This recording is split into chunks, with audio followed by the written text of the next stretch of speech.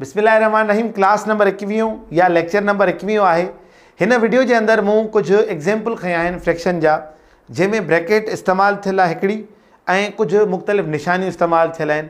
छो त असां अलॻि अलॻि सभु शयूं पढ़ी आया आहियूं, प्लस माइनस मल्टीप्लाई डिवीजन डीमास पढ़ी आया आहियूं असां। हाणे जेको असांजो क़दम हूंदो नेक्स्ट उहो हूंदो ब्रैकेट्स जे तरफ़, यानी ब्रैकेट्स वारी दुनिया में असां दाख़िल थींदासीं फ्रैक्शन जे।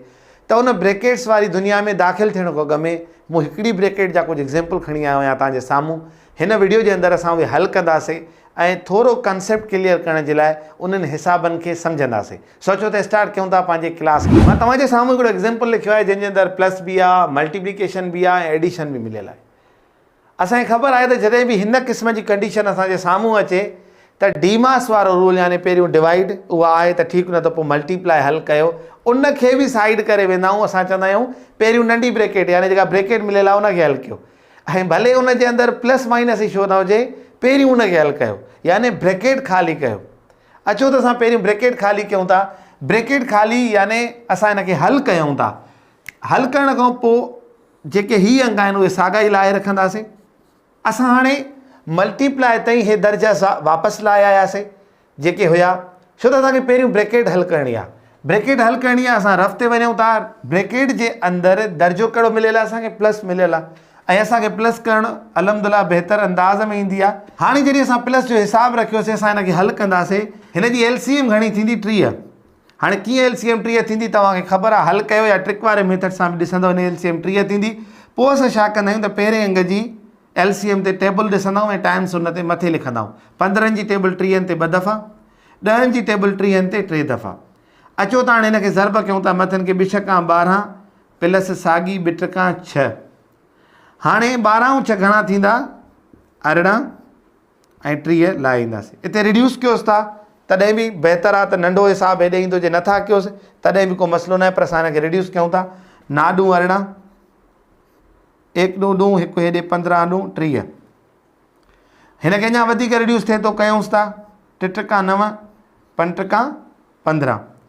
त असांखे जवाबु छा मिलियो? 3/5। असां सिंपलेस्ट फॉर्म कईसीं, जेको पहिरियों बि असां सिखी आया आहियूं। हिन ब्रैकेट जो जवाबु असांखे मिलियो 3/5।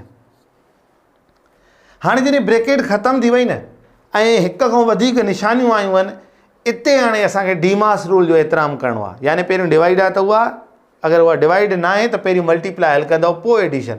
त असां हिते पहिरियों मल्टीप्लाई हल कंदासीं। मल्टीप्लाई रफ़ ते हल कयो या हिते हल कयो, ॻाल्हि साॻी आहे। हिन खे ॾिसो त हिन सां रिड्यूस नथो थिए, हिन खे ॾिसूं था त हिन सां रिड्यूस नथो थिए। इन करे असांखे पहिरियों वांगुरु त लाहे ईंदासीं, प्लस बि लाहे ईंदासीं, ऐं हिननि खे पाण में ज़रब कंदासीं, मथियां पाण में हेठियां पाण में, त असांजो जवाबु निकिरी ईंदो 2 टका 6, 5 चौंक 20। हे असां जॾहिं जवाबु कढी आयासीं त 6/20 निकितो, ऐं प्लस जी निशानी ऐं दर्जो त असां अॻु में ई लाहे आयासीं। ऐं हिनखे जल्दी हल करण वारनि तरीक़नि मां असां इहो बि सिखियो आहे, या त तव्हां हेॾो वारो शेद हिन ॿिनि सां ज़रब कयो, हेॾो वारो शेद हिन ॿिनि सां ज़रब कयो, या नंढे अंग खे अहिड़े कंहिं अंग सां ज़रब कयो जो हिन जे बराबरि थी वञे, अगरि थिए थो त। पर मां ॾिसां थो त 5 20 जे बराबरि थी सघनि था अगरि हिन सां मां 4 ज़रब कयां त। हिन सां बि ज़ाहिरी ॻाल्हि आहे, तव्हांखे ख़बर आहे त जेका शइ हिन ते अप्लाई कयो था हिन ते बि कंदो, न त दर्जो ग़लति थी वेंदो। अच्छा, अचो हाणे हिनखे हल कयूं था। 2 चौंक 8, 5 चौंक 20, प्लस जी निशानी 6/20। फर्दर जॾहिं ही लाइक टर्म आहे त हिनखे हल करणु सवलो आहे। त असां शेद साॻियो रखी मथियां पाण में जोड़ कंदासीं। 8 ऐं 6 14 जवाबु ईंदो, असां रखंदासीं। पोइ छा असांजो ही जवाबु आहे? न आहे, छो त अञा रिड्यूस थिए थो। 7 × 14, 10 × 20, हे असांजो जवाबु आहे। हाणे हिन वीडियो जे अंदरि हिन कंसेप्ट खे खणण जो मतिलबु सिर्फ़ु इहो हुयो त जॾहिं तव्हांखे भले जा हिते डिवाइड मल्टीप्लाई ॿियूं कहिड़ियूं बि निशानियूं मिलनि, पर जेकर तव्हांखे ब्रैकेट मिले थी त पहिरियों ब्रैकेट खे हल कंदव। उहा हल कंदव त बाद में जॾहिं निशानी ईंदी त पोइ तव्हां डीमास जो रूल खे अप्लाई कंदव। अचो त हाणे हिकिड़ो फर्दर एग्जाम्पल खणी उनखे बि हल करे ॾिसूं था, जंहिंमें ब्रैकेट ख़ुदि इंक्लूड हूंदी। असांखे नेक्स्ट एग्जाम्पल मिलियो आहे जंहिंमें डिवाइड बि मिली आहे ऐं हिन जॻह ते का निशानी न आहे मिली असांखे। त हिन जो मतिलबु इहो आहे त हिते का बि निशानी न आहे, यानी हिते असांखे कहिड़ी निशानी मिलियल आहे? ज़रब जी निशानी मिलियल आहे। इहा अंडरस्टूड आहे। असां पहिरियों ब्रैकेट हल कंदासीं। त ब्रैकेट हल करण जे लाइ असां ॾिसूं था त लकीली हिन जे अंदरि असांखे लाइक टर्म मिलियो आहे, ऐं लाइक टर्म खे हल करणु सवलो आहे। तव्हां बक़ाया सॼा दर्जा हेठि लाहे अचो, ऐं हिनखे कीअं हल कंदासीं? अपान में हेठियों 20 साॻा अगरि असां 16 मां 4 कट कंदासीं जवाबु अचंदो 12। हिन खे फर्दर रिड्यूस कयो बि तव्हांजी मर्ज़ी आहे, नथा कयोसि बि जवाब ते कोई फ़र्क़ु न पवंदो आहे रिड्यूस न करण सां। हाणे असां जॾहिं हिन खे हल कयोसीं, हाणे ॾिसो हिकिड़ी ॻाल्हि तव्हां नोट कई हूंदी त आहिस्ता आहिस्ता असां में हिकिड़ी अहिड़ी एबिलिटी अचे थी त शयुनि खे असां जल्दी हल कंदा था वञूं। जीअं ॾिसो असां हिन खे हल जल्दी करे वियासीं, हीअ निशानी हिते सम्झी वियासीं। असां डे बाय डे अपडेट थींदा वञूं था, यानी कॉन्सेप्ट्स खे क्लियर कंदा। जॾहिं वॾनि वॾनि कॉन्सेप्ट में अचूं था त असांखे काफ़ी शयूं काफ़ी आसानियूं मिलनि थियूं, सिर्फ़ु हिकिड़ी शइ जे करे, कंहिंजे करे, जो असां तरतीब सां पढ़ंदा हलूं था। हाणे ॾिसूं था त असां छा कंदासीं, हिन मां पहिरियों डिवाइड हल कंदासीं या मल्टीप्लाई। असांखे ख़बर आहे त ब्रेकेट हली वञे त उन खां पोइ असां डीमास वारे रूल ते अची वेंदा आहियूं। हाणे पहिरियों असां हिते डिवाइड हल कंदासीं। रफ वारो पेज आहे 8/6। हिन खे असां हल करणु सिखियो आहे पहिरियों त डिवाइड छा में कन्वर्ट थींदी, मल्टीप्लाई में। हिन खे रेसिप्रोकल कयो। हाणे हिन खे रिड्यूस कयो फर्दर। 3 × 6 5 × 10। न हाणे हीअं रिड्यूस वधीक थो थिए, न हीअं, इन करे असां मथियां पाण में 8 × 5 = 40, 3 × 5 = 15। छा आहे अॻिते रिड्यूस थिए थो त कयो। 3 × 5 = 15, 8 × 5 = 40। त छा जवाबु आयो, 8/3। हाणे हिन जो आंसर उन जे हेठां बक़ाया असां दर्जो लाहींदासीं 12/20। हाणे असांजे साम्हूं अहिड़ी कंडीशन अची वई आहे जो हे बि पाण में रिड्यूस थियनि था, हे बि पाण में रिड्यूस थियनि था। अचो 2 जी टेबल 4 × 8 10 × 20। अञा अॻिते वञे थी 2 × 4 5 × 10, यानी हिते 2 ऐं 5 थिया। हीअं रिड्यूस थियंदा 1 टका 4 टका 12। वधीक रिड्यूस नथा थियनि। हाणे मथियां पाण में, हेठियां पाण में। 2 चौंक 8, 1 × 5 = 5। हिते पहुतासीं। अॻिते रिड्यूस नथा थियनि, हिन खे कंपाउंड में तब्दील कंदासीं, यानी असांखे जवाबु मिलंदो 1 सॼो 3/5 जॾहिं हिन खे असां हल कयूं। हिन वीडियो जो लास्ट एग्ज़ाम्पल आहे जंहिंजे अंदरि असांखे प्लस मल्टीप्लाई एंड डिवीजन मिली आहे, पर ब्रेकेट जो असांखे मिली आहे त असांखे ख़बर आहे त पहिरियों असां उनखे हल कंदासीं।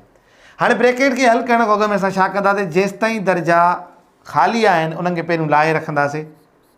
ऐं मां तव्हांखे पहिरियों बि चयो आहे त हिते तव्हां साफ़ सफ़ाई जो मुज़ाहिरो कंदा कयो त जीअं तव्हां को शयूं ख़राबु न थियनि। हिन खे असां ट्रिक जी मदद सां हल कंदासीं। कीअं, हिन पासे खे हिन पासे जे बराबरि करे सघिजे थो, यानी 6 खे 12 करे सघिजे थो। असां ट्रिक सिखी आया आहियूं पहिरियों त 6 खे घणनि सां ज़रब कंदासीं, 2 सां, त हिते जवाबु 12 अची वेंदो। त असां अगरि हिन सां 2 सां ज़रब कयो आहे त साॻियो हिन सां बि कंदासीं। हाणे हिते मां स्पीड छो थो वठां त असां ऑलरेडी पढ़ी आया आहियूं इहे शयूं, सिर्फ़ु रिकॉल करण जी असांखे ज़रूरत आहे। असां सिखियो आहे न त लाइक टर्म करण जे लाइ या त हे छेद ज़रब कयो, या त कंहिं हिकिड़े पासे खे ॿिए पासे जे छेद सां बराबरि कयो, यानी असां 12 करे सघूं था 6 खे। इन करे असां इन खे 2 ज़रब कयासीं। ऐं जेको ख़बर आहे हेठि कुझु कंदा आहियूं त असां ओड़ो ई मथे बि अमल कंदासीं जीअं हिसाबु ग़लति न थिए। हाणे तव्हांजो हिते 9 12 माइनस 2 × 4 2 × 12 लाइक थी वियो त 12 लाहे रखो ऐं डायरेक्ट कट कयो त 5/12 जवाबु आयो। ऐं असां हिते हिन जो आंसर लिखंदासीं। ऐं हे जेको 5/12 आहे, हिन सॼी ब्रेकेट जो असां सॉल्यूशन करे उनजो जवाबु रखियो आहे। हाणे जॾहिं ब्रेकेट ख़तमु थी वई, असां वापसि कहिड़े रूल जे दुनिया में अची वियासीं, डीमास वारे में। ऐं डीमास में यानी असां पहिरियों डिवाइड हल कंदासीं, किथे बि हुजे असां छा कंदासीं, डिवाइड, यानी हिकु हेॾो वारो अंगु खणंदी, ॿियो हेॾो वारो, ऐं हे सॼो वापसि लाहे जो हेठि। हिन खे हल कंदासीं रफ़ ते वञी। 4/8 मल्टीप्लाई रेसिप्रोकल 12/5। हे रिड्यूस थियनि था, हे पाण में रिड्यूस नथा थियनि, रिड्यूस कयूं था। 2 चौंक 8, 3 चौंक 12, चेंज जी डायरेक्ट कयूं, इहा असांजी मर्ज़ी आहे। हे असां रिड्यूस नथा थियनि, न करे हाणे मथियां पाण में, हेठियां पाण में। 3 चौंक 12, 2 × 5 = 10। हाणे असांखे जवाबु छा मिलियो हिन मल्टीप्लाई जो, 12/10। रिड्यूस थिए थो, कंदासीं 6 × 12 5 × 10। असां हिन सॼे जो जवाबु लिखंदासीं 6/5। प्लस ऐं मल्टीप्लाई आई आहे असांजे साम्हूं, त असां पहिरियों मल्टीप्लिकेशन हल कंदासीं। रिड्यूस कयो हिते ई नथा थियनि, न हीअं था पाण में थियनि, न हीअं आहिनि। असांखे ख़बर आहे त पहिरियों दर्जो साॻियो ई लाहींदासीं। प्लस जी निशानी, हाणे मथियां पाण में 2 × 12 5 × 5 = 25। हाणे असांजे साम्हूं प्लस आहे। प्लस खे ट्रिक जी मदद सां हल कयो। उहो कहिड़ी ट्रिक आहे असां वटि, त असां हिन पासे वारो छेद हिन सां ज़रब कयूं, हिन पासे वारो हिन सां ज़रब कयूं। अचो 10 खे हिन पासे सां ज़रब कंदासीं, 25 खे हिन पासे सां ज़रब कंदासीं। हिन 25 खे पाण में ज़रब कंदा त छा जवाबु ईंदो? ॿिए 25 50 ऐं 25 खे 10 सां ज़रब कंदा त जवाबु ईंदो 250 प्लस 12 खे 10 सां ज़रब कंदा त 120 ऐं 25 खे 10 सां ज़रब कंदा त जवाबु ईंदो 250। हाणे 250 आयो आहे त असां छेद साॻियो लाइ रखंदासीं छो त हिन खे लाइक कयो आहे असां, ऐं मथियां पाण में जोड़ कंदासीं त जवाबु ईंदो 170। यानी छा जवाबु आयो? 170 भाङे 250। ऐं रिड्यूसिंग जी दुनिया में इहो बि सिखिया आहियूं असां त अगरि ज़ीरो मथे बि आहे हेठि बि आहे त बराबरि ज़ीरो कटियो, यानी हिकिड़ो मथे था कटियो हेठि बि हिकिड़ो कटियो, त छा जवाबु आयो असांखे? 17 भाङे 25। हे असांजो जवाबु आहे। त अहिड़े क़िस्म जा हिसाब जंहिंमें ब्रैकेट अचे थी ऐं ॿियूं निशानियूं आहिनि, असांखे हिते डीमास न, हिते पहिरियों ब्रैकेट खे छॾाइणो आहे, ब्रैकेट खां बाद में डीमास। सो तव्हांजे स्क्रीन ते अहिड़े ई क़िस्म जा कुझु एग्ज़ाम्पल्स हूंदा, तव्हां उन्हनि खे सॉल्व कयो, प्रैक्टिस कयो, ऐं इंशाअल्लाह वरी मिलंदासीं हिकु नई क्लास सां गॾु। तेसिताईं गॾिजो सिंधी थाट सां। अस्सलामु अलैकुम वरहमतुल्लाह।